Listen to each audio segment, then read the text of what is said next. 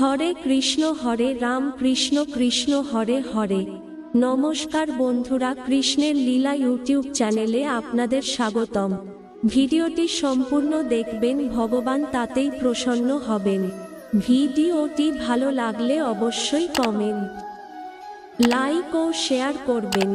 ভগবানের আশীর্বাদ পাওয়ার জন্য চ্যানেলটি সাবস্ক্রাইব করতে ভুলবেন না যেন।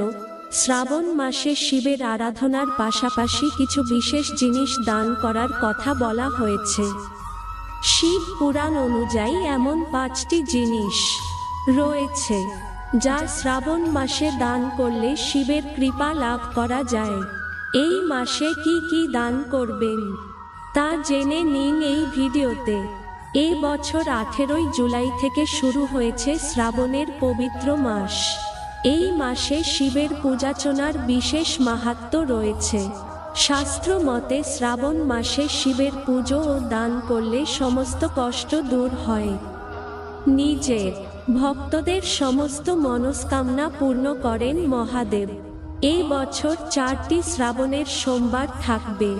এই মাসে বিশেষ কিছু দান করলে শিবের অশেষ কৃপা অর্জন করা যায়। শিব পুরাণেও এ সম্পর্কে উল্লেখ রয়েছে। শ্রাবণ মাসে কি কি দান করবেন তা বিস্তারিত জেনে নেওয়া যাক। শ্রাবণ মাসে শিবের জলাভিষেকে কালো তিল মেশাতে ভুলবেন না। এর ফলে শিব ও শনির আশীর্বাদ পাওয়া যাবে। আবার যে ব্যক্তির কোষ্ঠীতে শনি গ্রহ দুর্বল রয়েছে তারা শ্রাবণ মাসের সোমবার বা শনিবারে কালো তিল দান করুন। এর ফলে গ্রহদোষ সমাপ্ত হবে। বাস্তুশাস্ত্র অনুযায়ী নুনের টোটকা বাড়িতে ব্যাপ্ত নেতিবাচক শক্তিকে দূর করে। শিব পুরাণ অনুযায়ী কোনো ব্যক্তি নানান কষ্ট ও সমস্যায় জড়িয়ে থাকলে শ্রাবণ মাসে নুন দান করুন।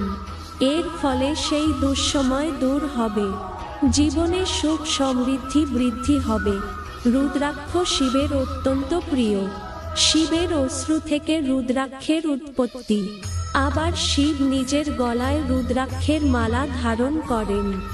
শাস্ত্রে রুদ্রাক্ষকে শিবের অংশ বলা হয়। যে ব্যক্তি শ্রাবণ মাসে রুদ্রাক্ষ দান করেন তাদের আয়ু বৃদ্ধি হয় ও অকাল মৃত্যুর ভয় দূর হয়। যে ব্যক্তির কোষ্ঠীতে কালসর্প দোষ রয়েছে তাদের শ্রাবণ মাসে রূপোর জিনিস দান করার পরামর্শ দেওয়া হচ্ছে।